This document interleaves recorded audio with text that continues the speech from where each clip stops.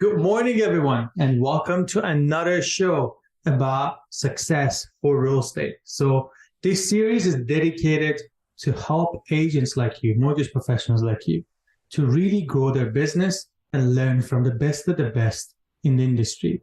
So, Alex has been a good friend.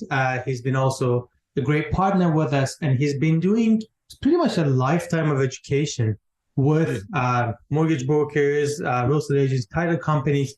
And today we're going to learn a lot about what he has done in the past, what got him here, and a lot of strategies for 2023 and how we can actually scale our business going into the tough year of 2023. So welcome, Alex. Thank you, Sam, for having me. Excited and honored to be here.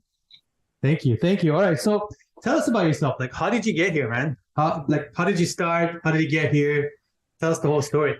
Yeah, it's definitely a journey like all of us are on in life and in business. I'm originally born and raised in Chicago. I moved to San Diego in 2002, and I started in the mortgage industry as a telemarketer. Wow. Back then, I thought it was the worst job ever created.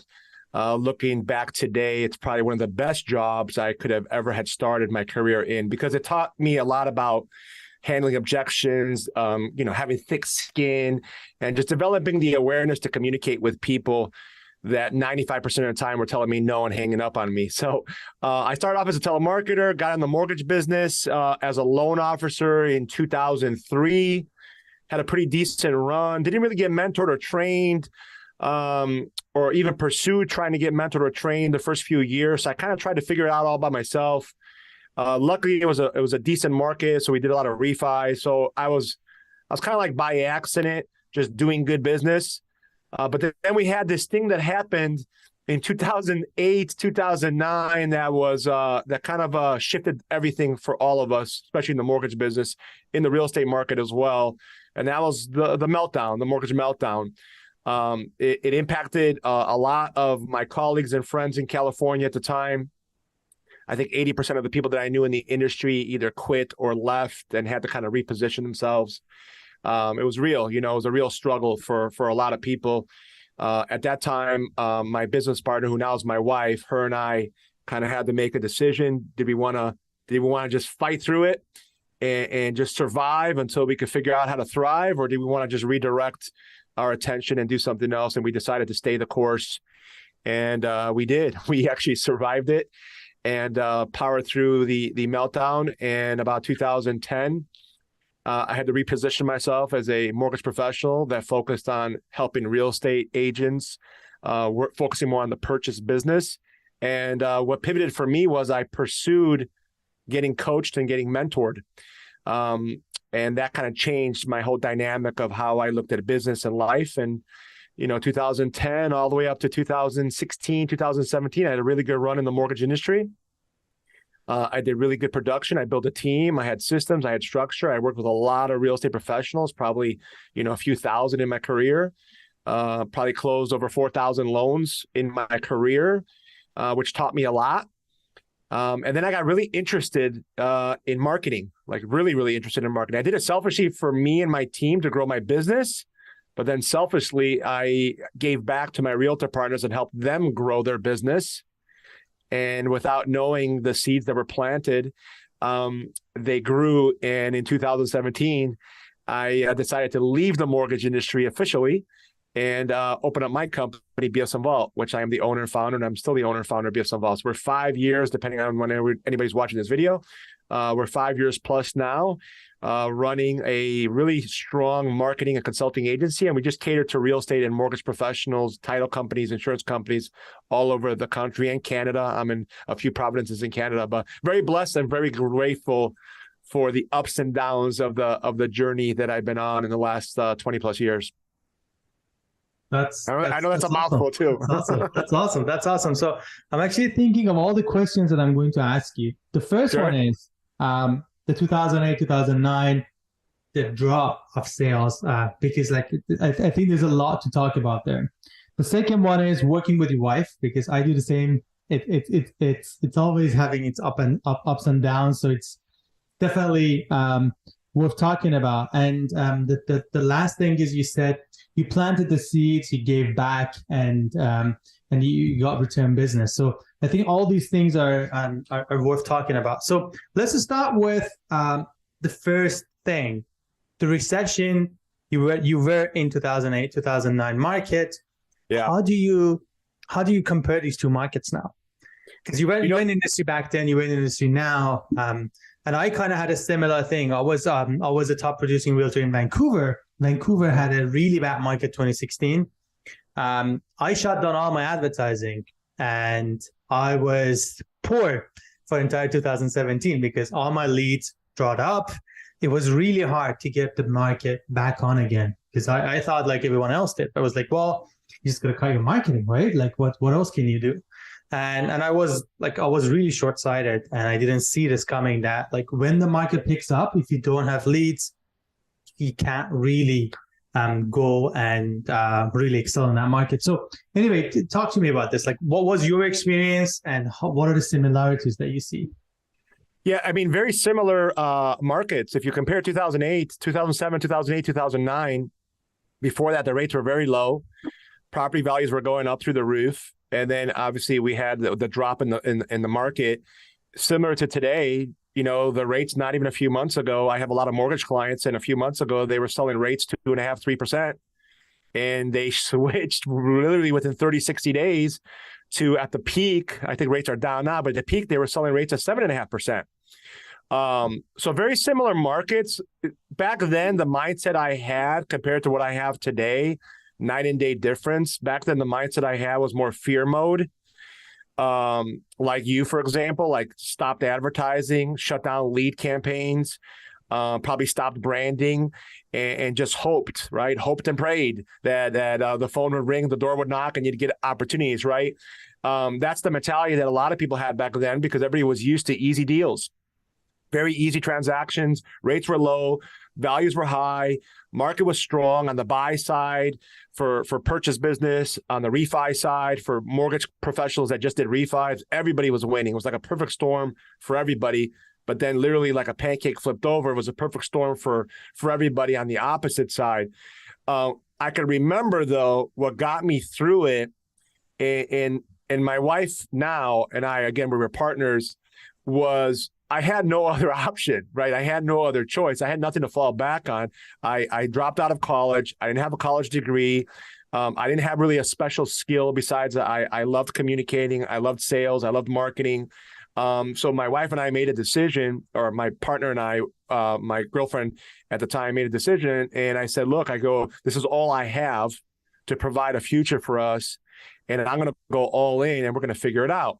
So mentally, I wasn't as strong as I am today, but even back then, I could look back and just, hindsight and just see myself back then. And I still had the fight in me. I did, because if you don't have the fight in you, just like today, right? Most people in 2022, and again, depending on when you're watching this video, in 2022, most people did not have their best year ever in 2022. Rates went up.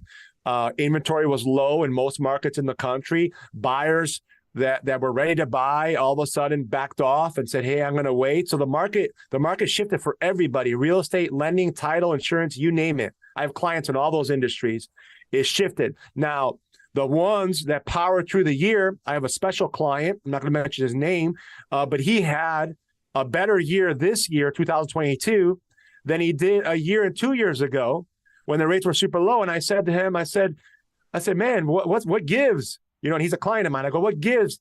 He said to me, mentally, I had no choice. I have a wife, I have 5 kids, and he takes care of his mother.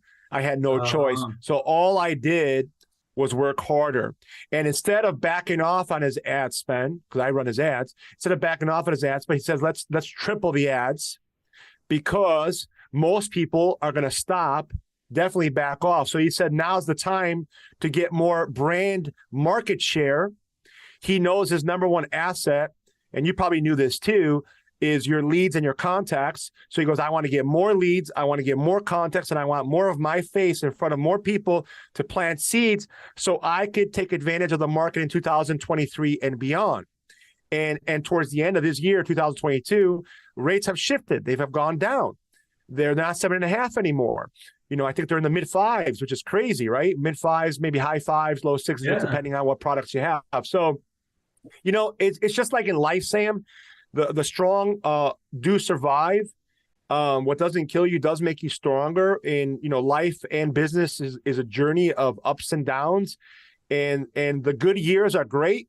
You can applaud yourself for the effort and the results, but the bad years is where you got to really sink in and just grind through it and have faith and learn as much as you can to not repeat the same mistakes and get better, right? Because one bad year, my last thing I'll tell you, my old coach taught me this when I was in the mortgage business. He says, one bad month does not make it a bad year. One bad year does not make it a bad career, right? Just like one good month doesn't make it a great year, and one great year does make you a great career, right? It takes a long run, 20, 25, 30 years. That's you're nailing it on the head. It's the consistency. It's the amount of just what you said, right? Planting the seeds, so when it comes to harvest them, you're ready to go, right? Like you just have 100%. To plant it today. We know that a typical lead takes about 6 months to a year before they pull the trigger. If not longer. In real estate, right? In real estate, if not longer. Especially today. Most people aren't buying houses right away. There's only 5% of the market, any market, even where you're at in Canada, that are buying homes like in the next 30, 60, 90 days. The other 95%, 6 months, a year, 2 years, 3 years, and out. Right? They're always thinking about it. So it's important that you kind of warm them up. Like you always remind them that you're in the business. You always remind them that, hey, I'm there. Talk to me. Ask me questions. I'm the guy that knows my field. I'm the guy that knows my market, right? So I think that's the key thing. And I always say this on social media. People care a lot more about your pizza this morning or your lunch this morning than the market update. But you got to do both, right? So you got to keep reminding them that, look, I'm also human. I'm doing all these things. This is my day in the life of an agent. And also these are all the market updates, all the things that you need to know about your market. So now let's move on to, I think you are really famous for sales video letters. All right. So tell me about this. Like, how did you do this and how does it work? Yeah, I wouldn't say I'm famous. I didn't create the concept. I just know, because I'm in the marketing world, that most of my competition that serve my audience don't even know what a video sales letter is. So it's VSL, stands for video sales letter. And I believe it's one of the best assets you could have if you're a real estate professional, even a mortgage professional. Any industry really could benefit from a video sales letter.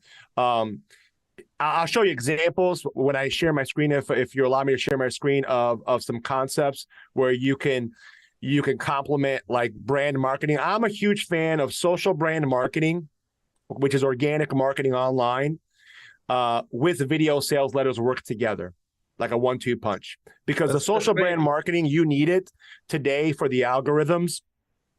People think that marketing online for brand purposes is a waste of time, energy, and money. I would debate that 1,000%. You need to be able to have relevant content online, Facebook, Instagram, LinkedIn, Google, YouTube, etc., that's relevant for your audience, so the algorithms could kick in your favor.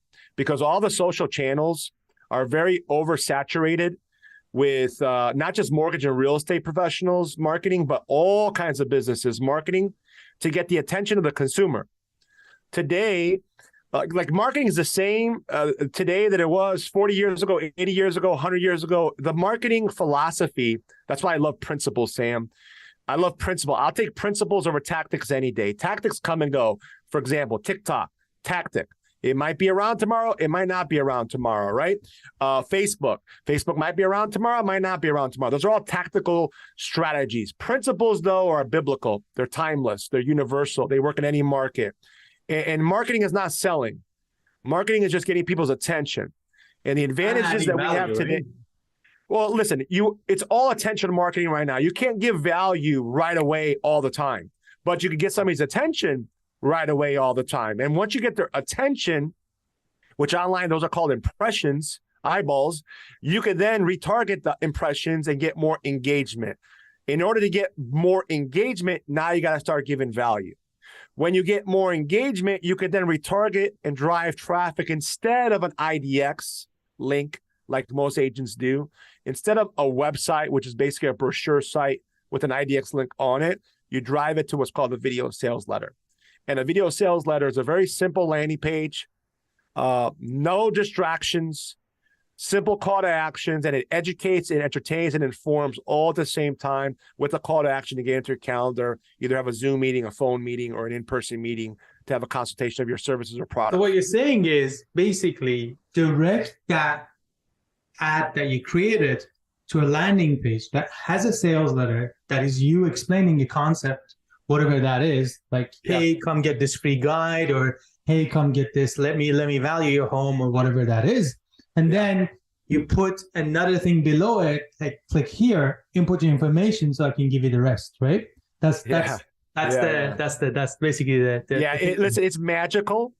And I'm not here to sell anything. I'm here just to educate and inform your audience and entertain as much as I can. But I'll tell you right now with 1,000% certainty that if you can incorporate in your business, and you don't need my agency or someone like me to do this for you. Like, I like to teach people how to fish, not to fish for them. When I first started my marketing agency, we would fish for everybody. We ran a done-for-you service. They paid us a monthly retainer. We did all the work. I realized really fast that does not work for most people, because if somebody doesn't have good systems in place, good follow-up in place, disciplined, good scripting, understands how to communicate, I could generate them hundreds, if not thousands of leads. They won't convert one of them. Who's going to be at fault? The agency.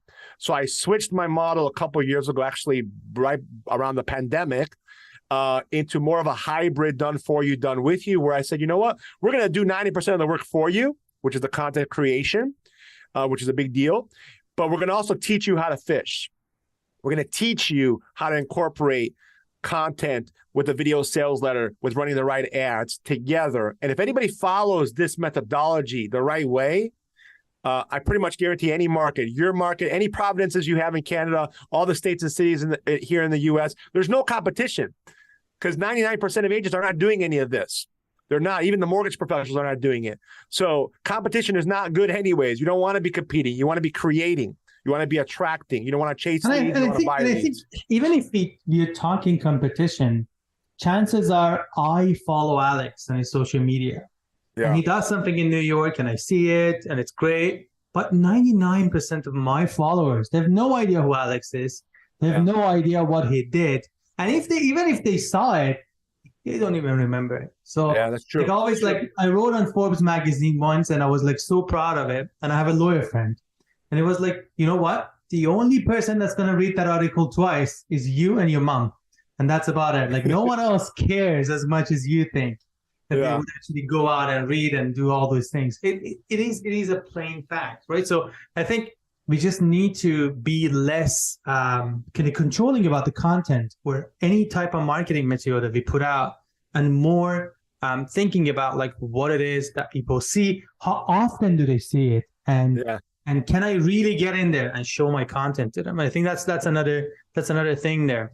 Another interesting thing that you touched on is the brand marketing. So I want to make sure that we kind of a little bit like go and maneuver on this. Like there's a brand marketing and direct marketing. So with your direct marketing, you're doing everything ROI driven. Like you're running ads, you want to see how many leads you generated, you want to see how many of these leads you closed, and so on.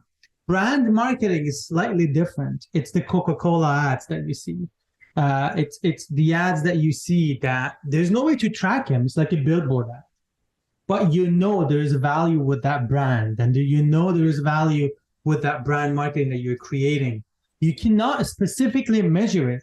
And usually in the times when the market goes down, brand marketing is the first one to get shut down, because people are thinking, well, I can't really get ROI on this. So do I want to run at a 10K just on brand marketing? Maybe not. So, but I think what we shouldn't forget is brand marketing has this huge value that we can't really measure, but we would see the impact of it throughout time as we work as an agent, as we work as a brand, and communicate with customers, right? So there's like top of mind and all of the concepts that go with the brand marketing. So go ahead. Yeah, I mean, 100%. You hit it on the nail. So I debate a lot of people on this subject because I like debating people on topics that I feel pretty strong about, and I just like having conversations with people. But here's the reality: you can't, in today's market, with the way how saturated all the channels are, and how many new realtors are coming into the market every year, and how much competition there is, you cannot rely just on advertising alone, which I call direct response marketing, okay? You have to complement it with organic brand marketing. Organic marketing is free, meaning you don't have to run ads to post. You could organically post. But the real reason why you have to run organic marketing is for the retargeting benefits. Because I rather run an ad to a video sales letter, or even better yet, how's this? I'd rather run an ad to, let's say, a coming soon post, which is very common for realtors, right? Every realtor that has a listing, an asset, hopefully knows they should be running a coming soon campaign, if their market allows it, a just listed campaign, an open house, if you're going to run an open house campaign, and a just sold campaign, right? This is very common. Nothing's crazy here. This is nothing rocket science. If you're not doing this, any asset you have, like a listing, you should run those 4 campaigns online. Now, I rather run as a marketer of a team, I rather run, let's say, a just listed ad to an audience that has already engaged in my content. Because now I can retarget that audience and pay a lower cost per click for that audience because it's a warmer audience in the minds of the algorithms in the social channels. I'd rather run an ad to a just listed house campaign to an audience that watched a video of me talking about the area, the lifestyle in the area where my house is listed, but only target the ones that watch 15 seconds or more of my video. Because what happens is now, instead of targeting just a cold audience, which I'm going to target anyways, I target a warmer audience. I get a better quality click to my just listed campaign.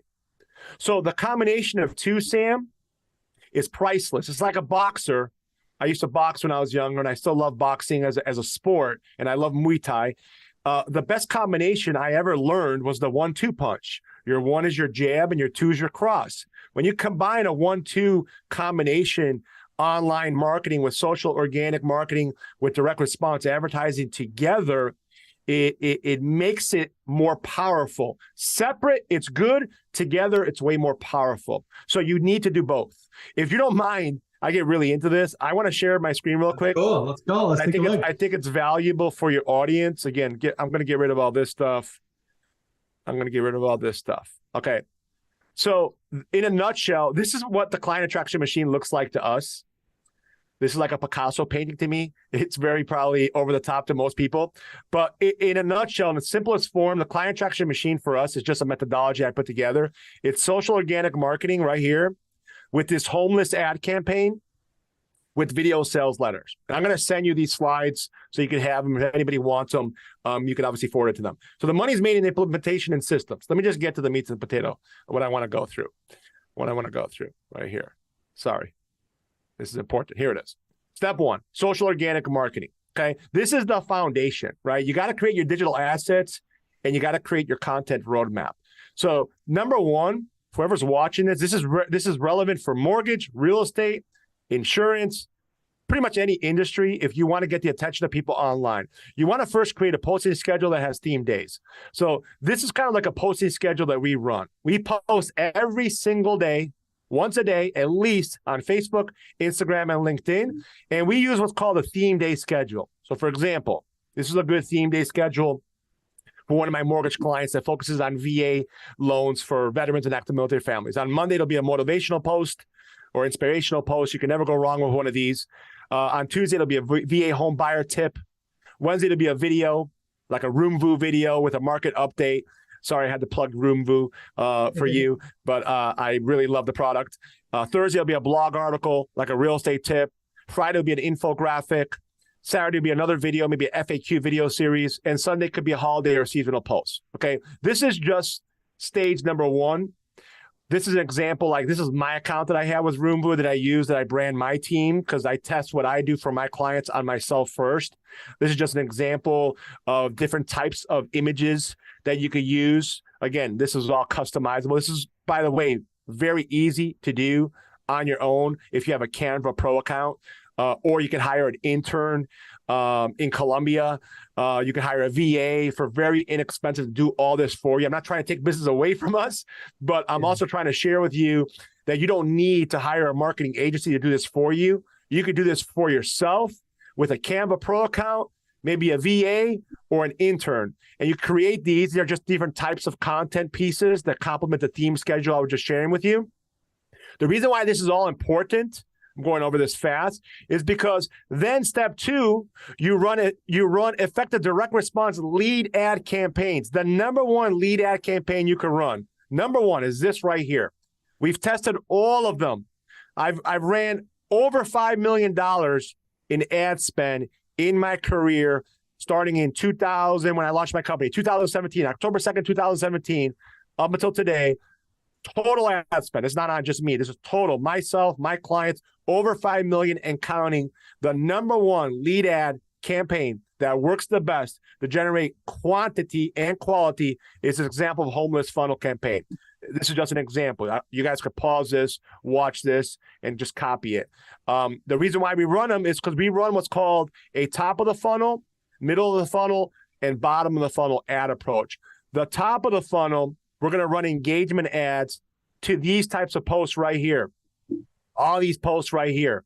We're posting every day on Facebook once a day, every day on Instagram once a day, every day on LinkedIn once a day, 21 posts a week, 84 posts a month, organically, to get the algorithms in our favor. Then we run very inexpensive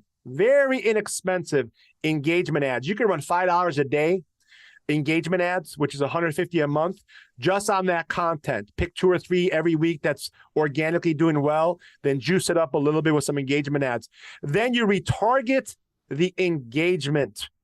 A comment, a like, a tag, a share, a video view. You retarget that audience, you create custom audiences, and you retarget them in the middle of the funnel with these types of ads. You get a lower cost per click, you get a better quality lead. You then run bottom of the funnel ad campaigns, right, to become multi-channel marketing with these kind of ads. Your coming soons, your just listed, your just solds, your open houses, your buyer guides, your seller guides, your list of home ads. When you take this approach, and sorry, Sam, I'm going fast, I'm getting excited, but I just want to share as much as I can with the little time that I have. When you take this trifecta approach to running ads, and you put social brand marketing as the foundation, you run engagement ads at the top of the funnel, you retarget based on engagement in the middle of the funnel. The campaign I just shared, this is the best campaign you could possibly run in the middle of the funnel. And then you retarget again at the bottom of the funnel with these for your listings, which all of you should be doing anyways. Your coming soon, your just listed open houses. It sets you up for step number 3, which is the video sales letter, because you're driving traffic and redirecting everybody that opts in into a video sales letter.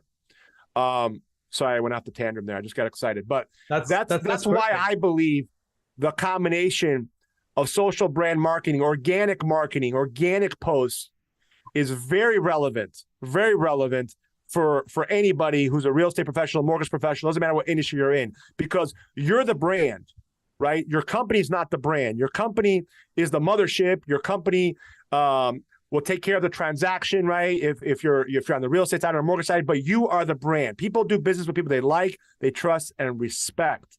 So you become the brand with your face and your message. You control the narrative with your story, and there's no easier way than posting often, consistent, relevant content, targeting the right audience, and then retargeting them with direct response marketing ads. Yeah, I think you're nailing it in the head. Like, the important thing is to run different type of content as well, right? So market content, we do it. There's other companies that do it, but the content about your life, your day in a life as an agent, your day in a life as a broker, and then also things that you did today, things about your client. Like, I always say this: instead of just posting just sold or just listed, say a story. Like, why was this sale an interesting sale? Like, what happened here? Like, how long did it take to find that home? How long did it take to sell that home? Yeah, tell the story. Times, yeah, that story is super important, right? And I think agreed. You mentioned something else that was really cool, and that was leads. So let's talk about cold leads and warm leads a little bit, because like I personally have this that like you really want some warm leads. So the cold lead is you're breaking up a little bit. You're breaking up a little bit. You are. Okay. Just a little bit. Just a little bit. Okay. All right. So let's see. Better now. Better now. Okay. All right. Yep. All right. So so talk about cold lead and warm lead a little bit first. Like what is a cold lead? What is a warm lead in your opinion? So listen, most people when they advertise on Facebook, or even buying Zillow leads, right, which is very common. Zillow is a big monster in the market, right? They gave value years ago. They started this process of giving people free access to probably the best IDXers on the market, right? That's why as an agent, you cannot lead with your IDX. There's no competition. Zillow has the best IDX. All these other platforms. I've seen agents spending thousands of dollars on that website. Nah. And they're like, well, no one goes in there. I'm like, is it better than Zillow's? Don't think so.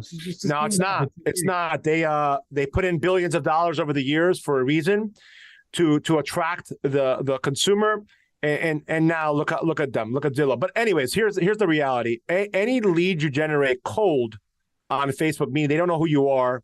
You have a post or you have an ad, you have a buyer guide, or even Zillow. That's cold lead. They don't know who you are. That is getting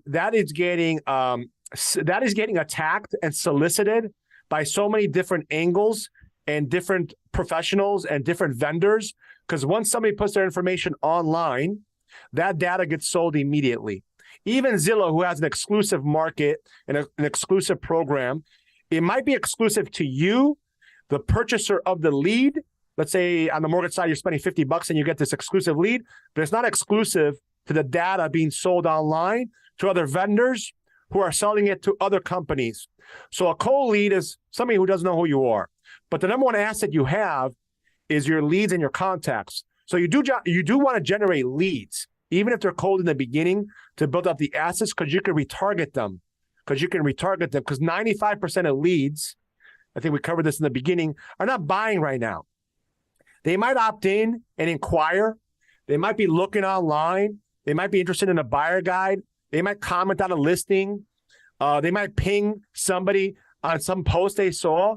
But 95% of leads are not buying or selling today. Just because somebody owns a house does not mean they want to sell the house. Just because somebody's driving a car and they're renting and they can afford to buy does not mean they want to buy or are going to buy. It's a process. The sales cycle is very long. So we need to nurture, and the difference between a cold lead and a warm lead is nurturing, marinating, right? Perfect, marinating the lead over the long haul with value. Value. Let me show you. Right here. So this is the difference between a cold lead and a warm lead, right? You already knew the answer. You were just testing me. Look at you. No, I emphasize on this a lot because realtors come to us all the time. They're like, well, I just got a lead. It's fake. I called them. I'm like, yes, but they don't want to be contacted. They don't know who you are. They're not likely to make a purchase. And they're like, why the hell are you calling me? Like, who told you to call me? So I think they're always mistaking the warm lead and a cold lead.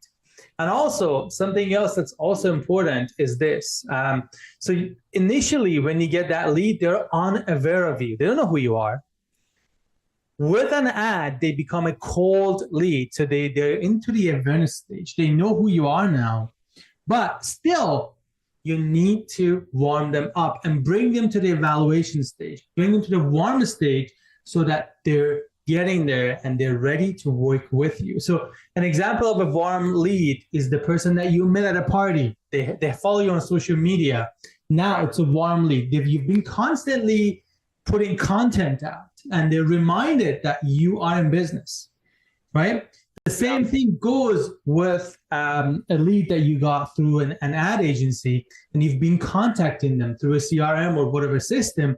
And that is creating that evaluation stage. And then when the time is right, when everything is right, they will talk to you, and then you move them to the hot stage or the decision phase.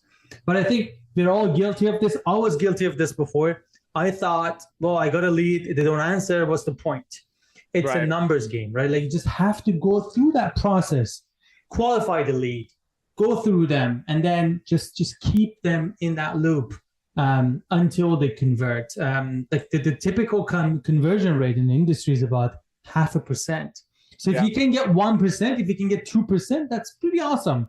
That's pretty good. And it's actually. I just want to compliment what you just said, because it's important what you just said. The average conversion rate. So if you could convert, this is a crazy statistic, but it's going to hopefully make sense for a lot of people because they don't think of it this way. Let's just take a 1% conversion, which is very doable. Okay. It's very doable in the long run. You take a 12-month journey. Let's just say January 2023 to December 2023. You take a 12-month journey, and let's say you're spending $1,000 a month. Okay. It's just an example on ads. And let's say your average cost per lead is $10. It's a high cost per lead, but let's just say average. So for $1,000, that means you're generating 100 leads a month, correct?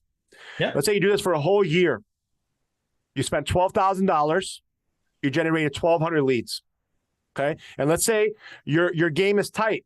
You got retargeting, you have content, you're emailing, you're texting, you're providing value, you're nurturing, you're not trying to sell, right? And you convert 1%, just 1%. You spent $12,000 and you convert 1% of 1,200 leads, which is 12 transactions. Again, depending on what market you're in, this is going to fluctuate, but let's just say your average GCI is 10 grand, just for easy math. 10 times 12 is 120,000. Now, that's probably not all profit. That's gross. Let's say half of it is net. You have taxes, you have expenses, yada, yada, yada. You netted $60,000 on a $12,000 invest. Net, not gross. You know the difference, Sam. Most realtors look at GCI. GCI doesn't mean anything. What's the net? You netted $60,000 on a $12,000. That's a 5x return on your investment. Okay? I'm glad you brought that up because a 0.5% conversion is below average. It's weak sauce, in my opinion. You should be pursuing as a professional on the real estate side I'm talking about, because it's a high ticket item, you should be pursuing a minimum of 1% conversion, minimum 1% to even up to 3% in the long run. But you got to have everything in place. You got to have everything in place. Like, that system is everything, right? Like everything. Yes. Like, so in 2021, we generated about like 60,000 leads. We asked the agents, we did a survey. And guess what? 87% of realtors said they didn't follow up with that lead that we gave them. Yeah. Oh yeah. That's like, very common. That's high. 87% is high. It is high. It's very high. Oh my gosh. I called one and then I didn't want to call the rest and all those things. So listen, I ran a telemarketing division. When I was in the mortgage business towards the end of my career. It was a great experience. I started off as a telemarketer and I ended as a telemarketer in the mortgage industry before I opened up my company. But my end of my career, I ran a telemarketing division, and we were spending about $50,000 a month in advertising with vendors that were providing us leads for our telemarketers to get applications for our loan officers. Okay, the statistics showed that the conversion happened. Right, the best telemarketers converted a lead into a loan application. A loan application at that time for us was date of birth, social security number, first name, last name, address, all that jazz. The statistics showed that 90% of the leads that converted into the application were after the 8th no contact. The 8th no contact and beyond was when the magic happened. You just said 87% of agents stopped after the first or second no contact. The magic is in the follow-up. Everybody's heard this before. It's a fact. The magic is in the automation and the manual follow-up of a lead for the long haul. That's why I tell all my clients, my personal clients, and that's why I tell people that I just talk with and collaborate with, you should demand, if you're doing anything online, a 1% to 3% conversion on your online efforts if you do things the right way. And you have to have systems in place for the follow-up and the automation. And don't sleep on retargeting either. Retargeting online is the cheapest form of advertising. It's like you go to Amazon, you buy Uggs boots, for example, and now Uggs boots are following you everywhere you go, right? That's called retargeting. Retargeting is the cheapest form of advertising. A little money goes a long way. All the leads you generate, all the past clients you have, all the old leads you have, all the business partners you have in your Rolodex should be uploaded to Facebook and Google, and they should all be retargeted every single month with the organic content that you're posting to become more top of mind and become more socially omnipresent. Agreed 100%. Agreed 100%. So we are reaching to the end of this webinar. Thank you so much, Alex, for all the great insights. My pleasure. There anything that you want to say, like a one-liner that you want everyone to remember while we begin 2023? I do. I think it's very fitting for the end of this year and the beginning of 2023. I just finished reading a book by Ryan Holiday called The Obstacle is the Way. And I'm not saying I have all the answers, but I am saying that we could all get through this, but it's going to have to start here mentally first. And the obstacle is the way, meaning anything bad that happened this year, anything rough that happened this year, there's a learning experience we could all get from it. Figure out what that is. Have faith, stay the course. There's so many people that need our services. There's more people that need to be served than people like us that can serve them. So don't worry about competition. Just get after it, smile, have fun along the way. Thank you. Thank you so much. And thanks everyone for watching. We'll see you in 2 weeks again.